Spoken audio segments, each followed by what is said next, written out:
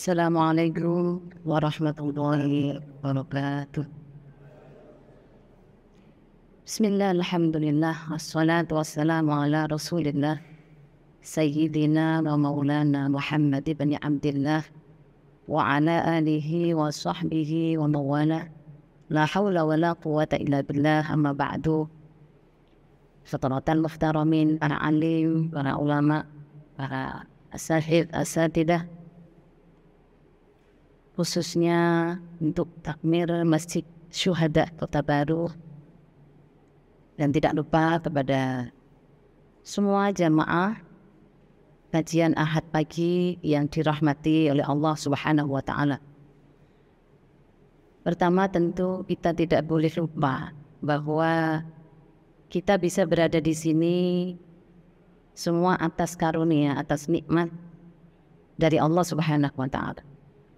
Jadi di pagi yang begitu membahagiakan ini, di pagi yang begitu cerah ceria ini, kita masih diperkenankan oleh Allah untuk bisa bermuajahat, bertemu, berkumpul dalam satu majelis ilmu yang insya Allah akan membawa keberkahan untuk kita semua, membawa kemanfaatan untuk kehidupan kita, membawa kemaslahatan dalam petunjuk Al-Quran dan petunjuk agama Islam.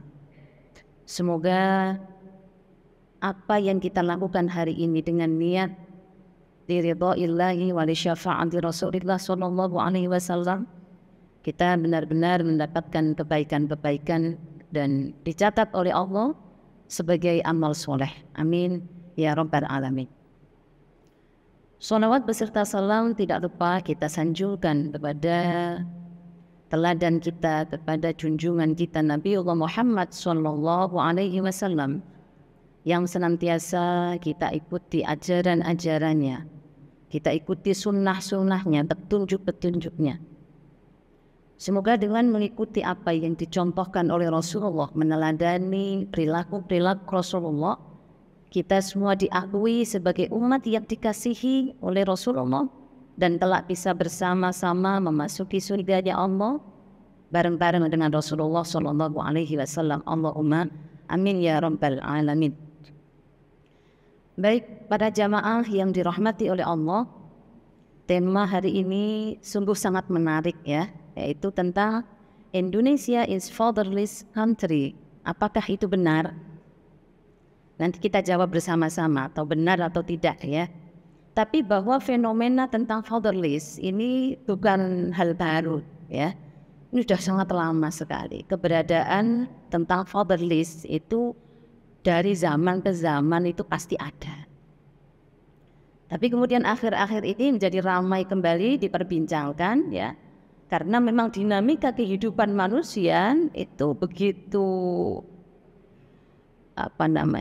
luar biasa. Dinamika kehidupan kita ini luar biasa. Sehingga mendorong para peneliti itu untuk kemudian mencari formulanya. Kira-kira apa sih yang menjadi penyebab terjadinya banyak barangkali dekadensi moral, kemudian terjadinya banyak kriminalitas yang mungkin dilakukan oleh sebagian kelompok remaja barangkali gitu ya.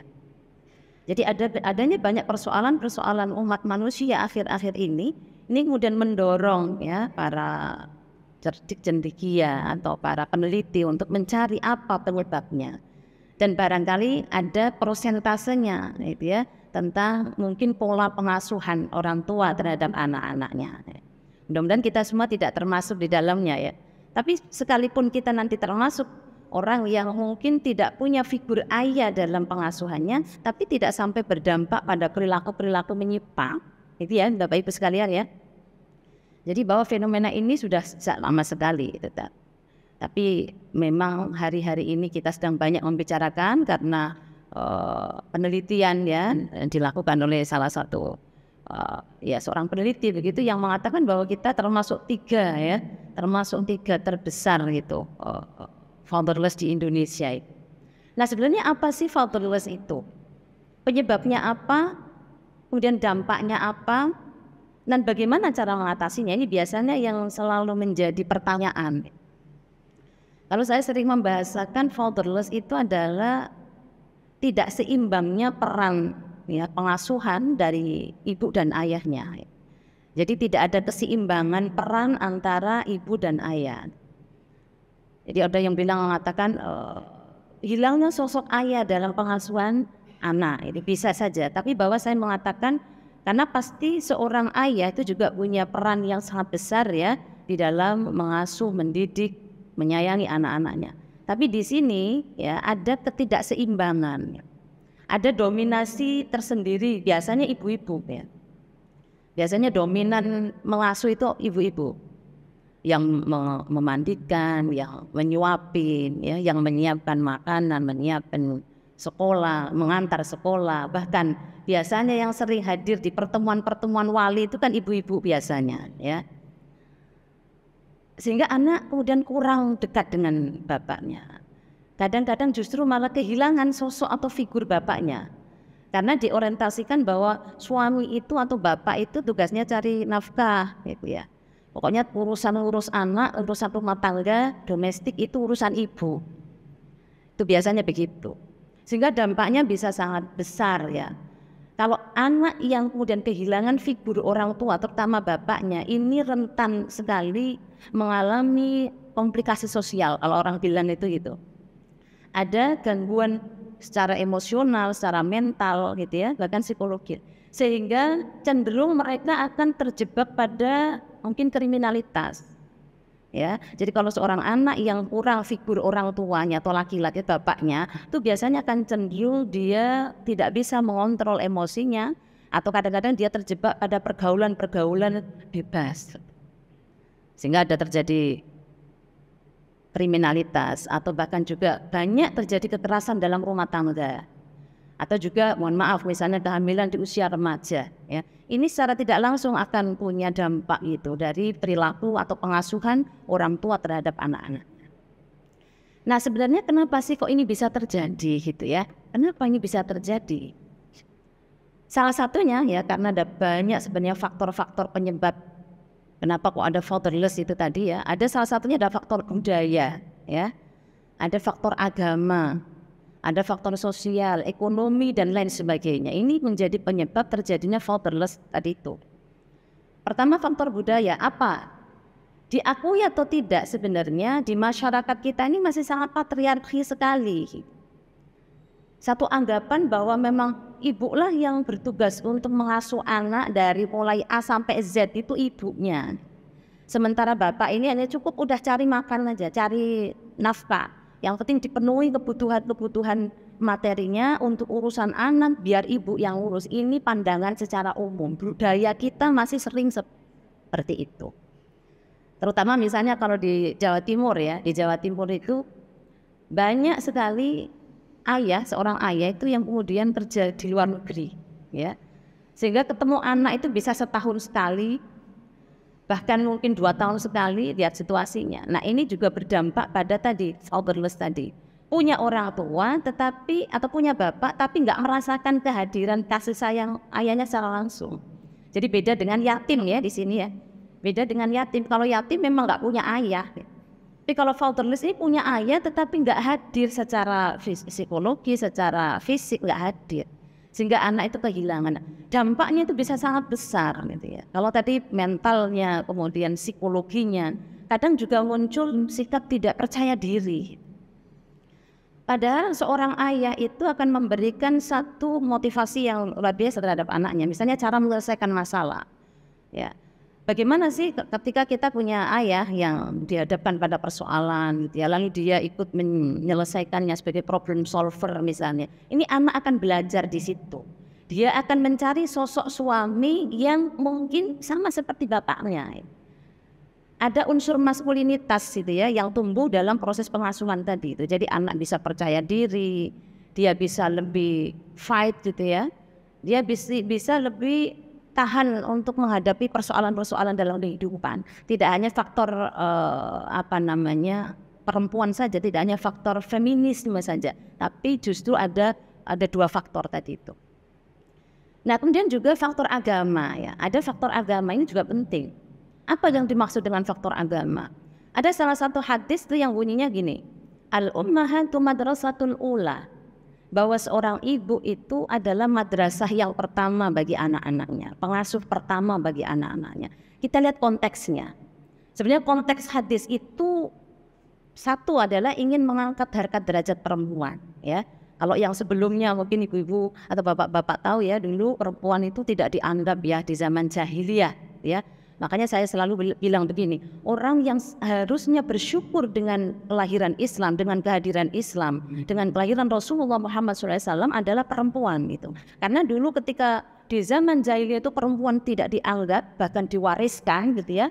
Di zaman Rasulullah itu Islam mengangkat derajat perempuan dengan mengangkatnya sebagai seorang pendidik. Bayangkan, yang sebelumnya tidak dianggap menjadi seorang pendidik. Jadi al-ummahatu madrasatul ula, perempuan memang punya tanggung jawab yang sangat besar dalam mendidik anak-anaknya. Tapi tidak kemudian menghilangkan peran bapaknya di situ, gitu ya. Nah, penafsiran semacam ini yang juga sangat bias ya, ini menjadi pemicu juga. Sehingga bapak-bapak kemudian ya sudah kamu saja karena hadisnya mengatakan seperti itu, gitu. Jadi penafsiran yang belum adil ya, penafsiran yang belum setara. Itu satu faktor. Dan faktor ekonomi, tadi seperti saya jelaskan, banyak di daerah-daerah itu yang bapaknya memang hanya fokus cari nafkah saja. Gitu. Jadi semua urusan-urusan anak, urusan rumah tangga diserahkan kepada istrinya. Kalau di sini, saya kira kalau di Jogja tidak begitu ya.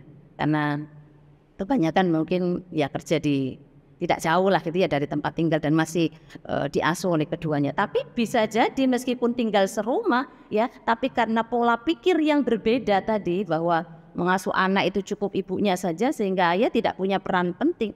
Dulu pernah ya, misalnya ketika bapaknya capek kerja, lalu ibunya atau neneknya bilang udah jangan diganggu bapaknya biar istirahat saja. Padahal anak ini ingin dekat dengan bapaknya, jarang-jarang bisa quality time dengan bapaknya. Nah ini biasanya masih seperti itu di masyarakat kita. Ini hal-hal yang mungkin bisa terjadi di sekeliling kita. Nah, di sini saya tidak akan memberikan banyak ulasan-ulasannya, hanya nanti akan Bapak Ibu bisa merefleksikan apakah kita bagian dari itu.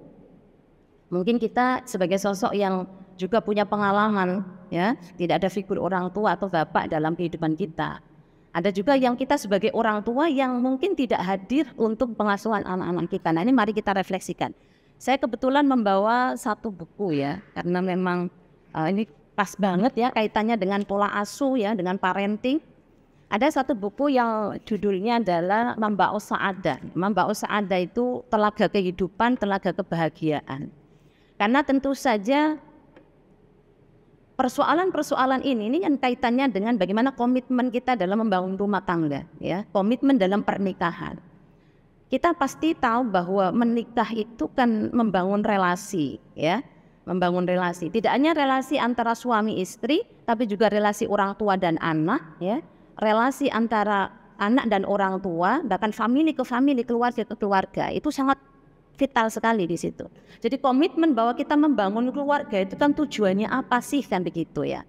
Banyak orang ditanya tujuan membangun keluarga untuk kebahagiaan, tapi bahagian seperti apa? Kalau saya mengatakan tujuan kita dalam menikah itu, kita harus siap bahagia dan siap membahagiakan. Itu kuncinya.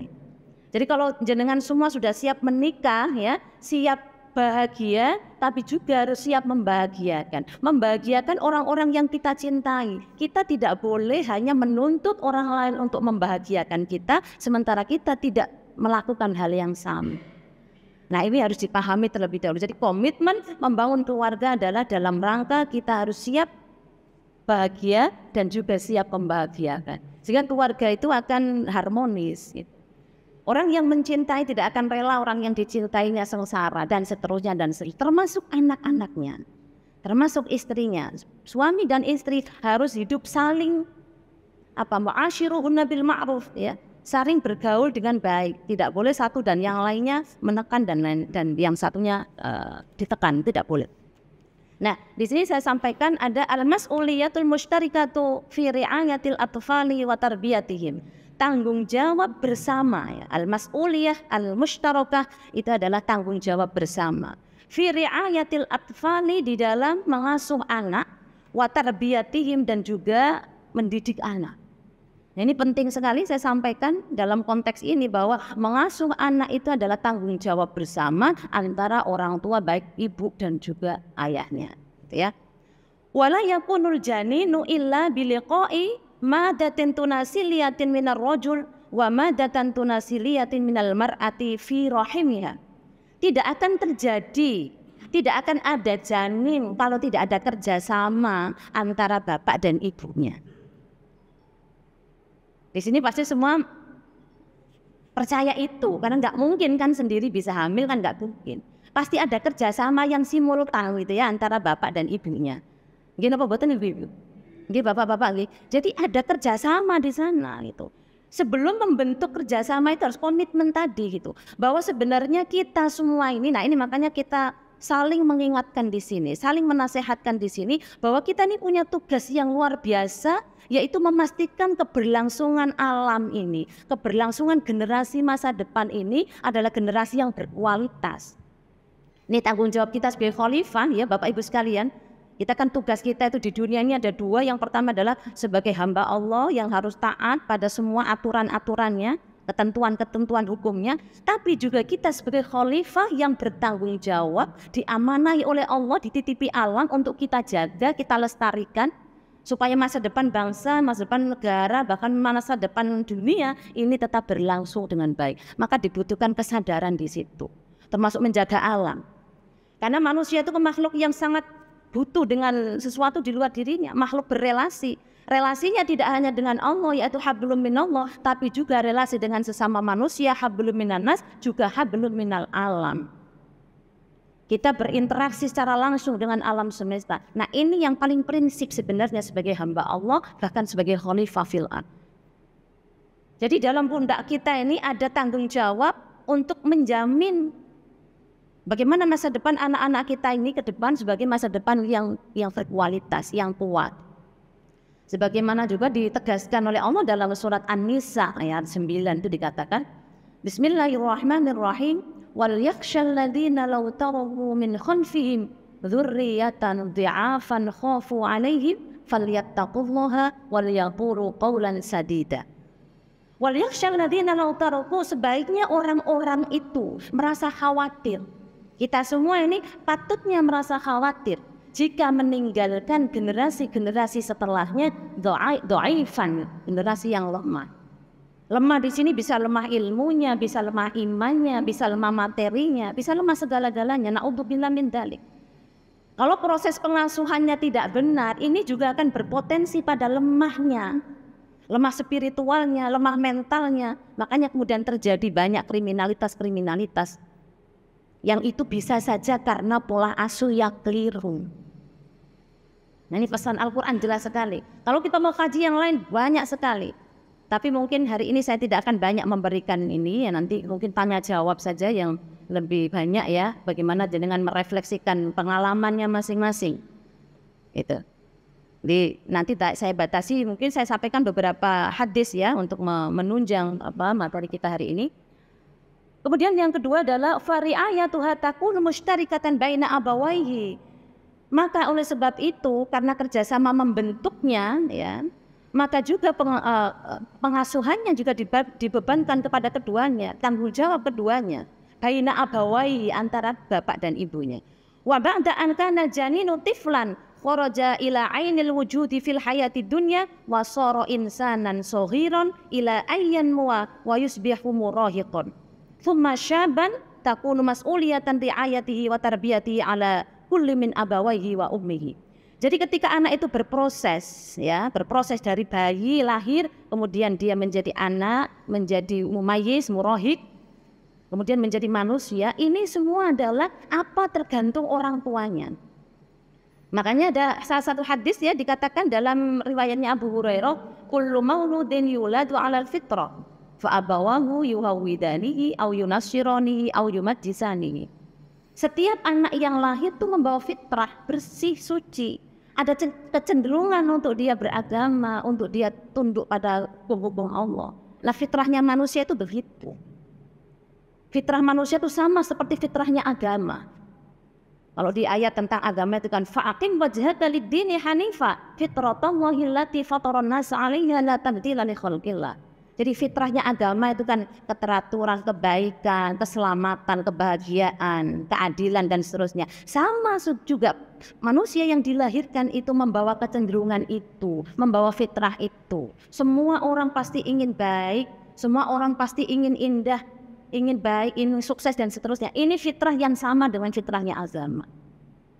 Nah, tergantung orang tuanya. Fa'abawahu, maka kedua orang tuanya yuhawidanihi, yang bisa menjadikannya dia Yahudi, au yunasironihi, atau bisa menjadikan dia Nasrani, au yumajisani, bahkan menjadikannya Majusi. Itu semua tergantung pada orang tuanya, pola asuhnya. Itu ya Bapak Ibu sekalian ya. Kemudian hadis yang berikutnya yang juga penting ya, pernah disampaikan ya. Fa'alaihi, kemudian wajib ya. Aila yang bagi ayyakula ahadun, tidak diperbolehkan satu dengan yang lainnya mengatakan begini. Kama sya'a bainan nasi, sebagaimana yang ini umum ya, umum di masyarakat kita. Anna najahal waladi bisababi abihi wa amma fashlihi kana bisabihi ummihi. Biasanya mohon maaf Bapak Ibu sekalian, kalau dalam rumah tangga itu saling mencari pengaruh satu dengan yang lainnya. Biasanya kalau anaknya sukses itu biasanya bapaknya membanggakan. Ini pasti karena bapaknya. Ya Bapak Ibu ya, biasanya ada yang begitu ya. Tapi kalau anaknya misalnya, mohon maaf, nakal misalnya, ini mesti nirun ibunya. Masih ada budaya kita itu yang saling klaim begitu itu. Padahal tidak bisa begitu itu. Itu tanggung jawab berdua. Jangan kalau baik diakui diklaim bapaknya, kalau dia tidak baik diklaim itu ibunya, tidak boleh. Itu budaya kita masih kental seperti itu.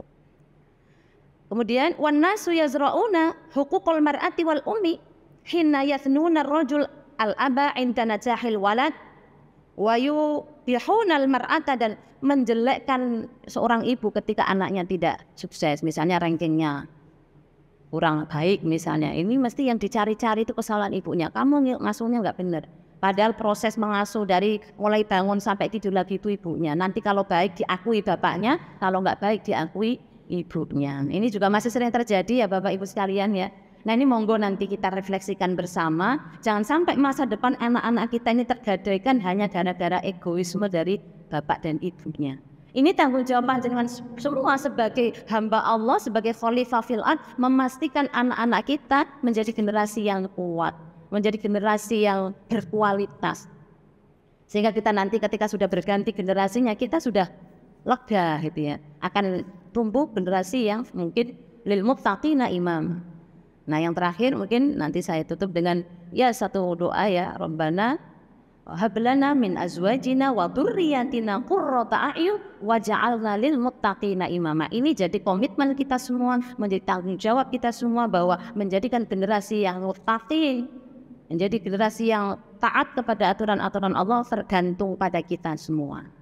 Barangkali itu Bapak Ibu sekalian yang bisa saya sampaikan sebagai pemantik diskusi, karena kebetulan nanti saya jam 9 harus sudah sampai di Kemudian saya ada kajian di sana tentang semangat mencintai Al-Quran, karena di sana ada Masya Allah luar biasa, ada ibu-ibu yang sedang memperjuangkan supaya masyarakatnya gemar membaca Al-Quran, gemar mencintai Al-Quran. Nah nanti sedikit-sedikit saja ya Bapak Ibu sekalian, saya mohon keikhlasannya ya, mohon keridaannya begitu. Karena tadi saya pikir jam 7:30 sudah langsung dimulai gitu.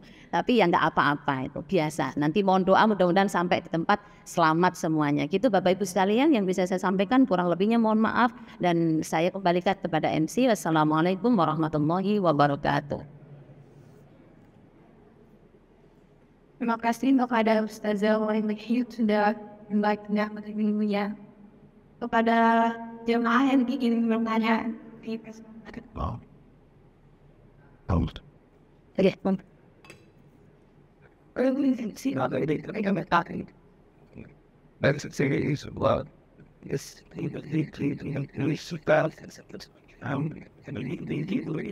Assalamualaikum warahmatullahi Waalaikumsalam warahmatullahi wabarakatuh.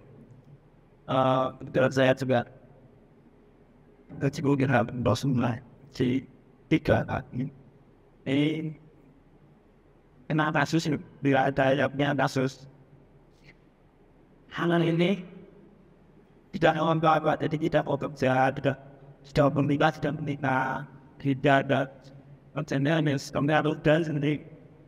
Terus hobi apa ibunya terus dan saat ia bersekali, anak bersedia tuh masih senada program sakit. Ternyata di zaman sih bapaknya sudah ada. Terus ibunya menikah lagi. Ini anak ini seperti yang dikatakan tadi, kehilangan sosok suaranya. Terus sebagai orang masuk saya mensikapi ibu dari ini bagaimana?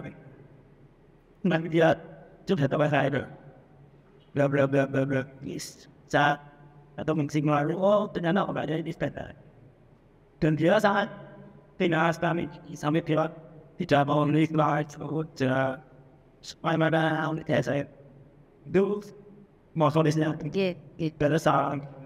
Waalaikumsalam warahmatullahi wabarakatuh. Ini langsung saja atau oh ya sebentar ya Pak. Nah. Assalamualaikum warahmatullahi wabarakatuh. Waalaikumsalam. Saya mau bertanya, misalnya saya sebenarnya saya mau pilih kepribadian itu maksud dia.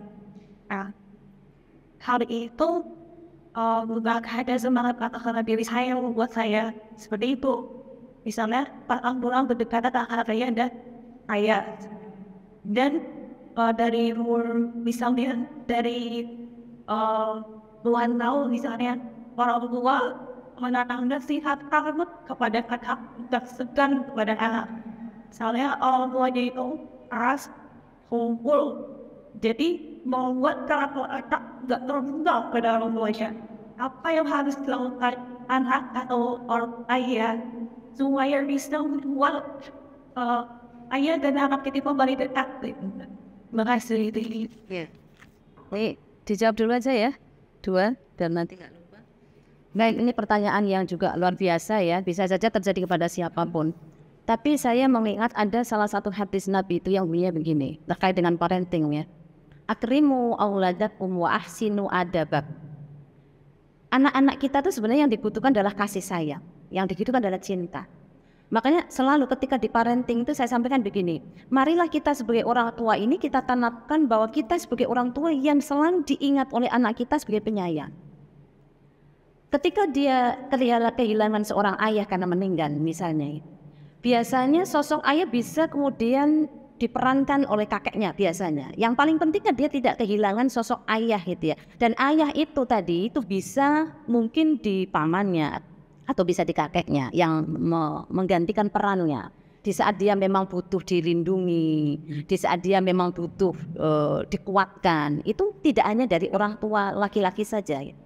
Maka bedanya tadi kalau yang fatherless tadi kan lebih cenderung kepada bapaknya itu masih ada tapi nggak fungsi gitu ya. Tapi kalau yang tadi anak yatim tadi itu sebenarnya bisa saja figur ayahnya didatangkan atau didapatkan dari kakeknya atau dan sebagainya.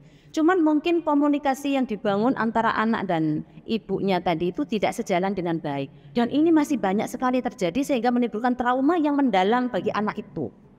Makanya tadi saya katakan fatherless ini bisa menyebabkan komplikasi sosial, bahkan tekanan emosi, tekanan mental yang bisa berdampak fatal seperti itu. Karena trauma tadi itu sehingga dia tidak akan kemudian jangan sampai nanti anak-anak saya mengalami apa yang saya alami, sehingga dia kemudian kehilangan harapan, kehilangan keinginan.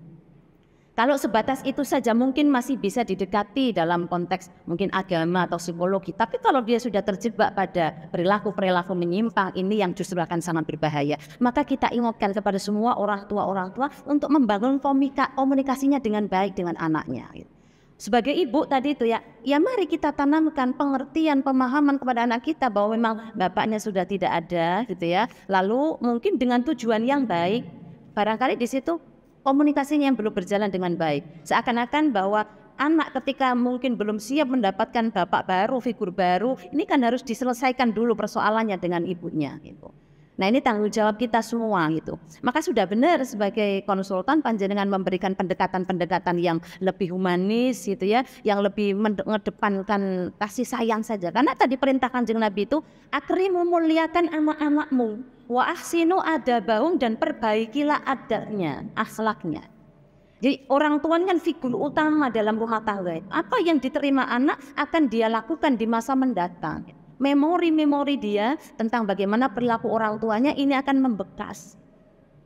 Makanya tidak jarang ketika, mohon maaf meskipun tidak semua ya, ketika broken home, ketika terjadi perselisihan di depan anak, ini akan dibawa terus menerus gitu. Dan suatu ketika dia tidak diarahkan kepada yang benar gitu, dia akan melampiaskan semua emosinya ini kepada pasangannya, kepada yang lainnya. Nah ini bahayanya itu Bapak Ibu sekalian. Makanya mari kita semua ini ya, ini sebagai tadi bagian dari Tuhan menciptakan kita ini untuk bertanggung jawab gitu. Jadi menikah itu tidak hanya kemudian biologis saja, tapi ada tanggung jawab melekat bahwa ini adalah tugas kekhalifahan gitu. Kita diberi amanah untuk menjamin masa depan bangsa dunia ini tetap baik gitu. Kalau bisa yang menghancurkan hanya kiamat kubro saja kan gitu. Jangan sampai kiamat-kiamat kecil karena terjadi degradasi moral dan seterusnya dan seterusnya. Ini kan miris sekali ya, hari-hari ini kita sering mengalami atau menemukan kasus-kasus terutama misalnya pelecehan ya terhadap anak-anak itu ya yang dilakukan oleh Nun Sewu misalnya, juga orang terdekatnya gitu ya. Bahkan gurunya gitu ya. Ada itu banyak ini kasus yang sekarang ini itu ya. Orang-orang yang seharusnya melindungi, berikan keamanan, kenyamanan justru menjadi pelaku kekerasan itu. Ini kan sudah masalah yang besar sekali, masalah yang luar biasa kalau kita lihat. Jadi harus ada edukasi terus-menerus ke masyarakat bagaimana sih pola asuh yang benar. Nah ada temuan memang, mohon maaf ya kalau Jogja itu kan sekarang terkenal ada kelitih dan seterusnya itu ya Bapak Ibu ya. Itu ternyata ketika diteliti semuanya tidak berkaitan dengan karena dia kehilangan sosok bapaknya saja. Jadi artinya di sini itu ada faktor-faktor lain gitu, termasuk lingkungan dan seterusnya. Maka kita sebagai orang tua harus bisa bagaimana bijaksana gitu ya, memberikan pendampingan yang benar terhadap orang tua, anak terhadap anak. Karena biasanya kalau memiliki anak remaja ini tantangannya jauh lebih besar gitu. Anak jarang bisa terbuka dengan orang tua, bahkan tertutup karena menganggap orang tuanya ini menakutkan seperti yang ditanyakan oleh mbaknya tadi itu. Kita orang tua ini menekatkan ketakutan kepada anak kita bukan biar mereka terbuka sama kita. Kita orang tua ini kan bukan rival ya Bapak ya, tapi kita ini adalah relasi yang mutual gitu. Yang dibutuhkan anak kita ini adalah apa, misalnya kalau saya sebagai ibu ya, ada kalanya saya datang sebagai saudara, sebagai teman, sehingga anak saya itu akan sangat terbuka apa yang dialaminya, bukan cerita ke orang lain gitu. Bangun keterbukaan, bangun kepercayaan orang tua dan anak seperti itu, sehingga tanpa dipaksa pun anak akan bercerita tentang masalah-masalahnya. Mungkin jadi mengalami ada punya anak remaja tapi dia suka mengunci HP-nya. Ya di password apa gitu, lalu orang tua buru-buru sudah curiga ini pasti begini gitu. Itu bahaya begitu. Jangan kita kemudian sebagai orang tua memang kita punya tanggung jawab penuh, tapi dalam relasi ini harus saling menghormati, menghargai satu sama lain, berikan sepenuhnya gitu ya fitrah anak itu gitu. Kita hanya wajib untuk mengasuhnya saja, memberikan pendampingan yang baik, kasih sayang yang baik. Saya kira itu. Mari kita sebagai orang tua kita tanamkan kasih sayang. Biarkan anak-anak kita ini mengenal kita sebagai orang tua penyayang, bukan sebagai yang menakutkan gitu. Komunikasi kemudian sikap yang terbuka satu sama lain. Insya Allah nanti akan enak gitu. Orang tua dan anak akan saling terbuka. Tidak kemudian merasa dicurigai terus-menerus. Kadang-kadang orang tua seperti itu. Ada relasi yang timpang di situ. Seakan-akan orang tuanya sebagai pemilik mutlak anaknya gitu. Pokoknya ini anakku, aku yang harus membentuknya, dan itu tidak benar begitu. Dia punya kehidupan sendiri, dia punya fitrah sendiri. Kita ini hanya memastikan saja, memberikan fasilitas yang benar, mengarahkan yang benar, mengajarkan agama yang benar, dan yang paling penting memberikan teladan yang baik sesuai dengan anjuran agama Islam. Saya kira itu ya yang bisa saya sampaikan, dan tadi pertanyaan yang kedua juga sudah terjawab menurut saya gitu ya, membangun komunikasi yang baik. Terima kasih. Untuk sementara mungkin sudah cukup dulu ya Bapak Ibu sekalian, mohon maaf atas keterbatasan waktunya karena saya ditunggu di kemudian. Terima kasih sekali lagi. Assalamualaikum warahmatullahi wabarakatuh.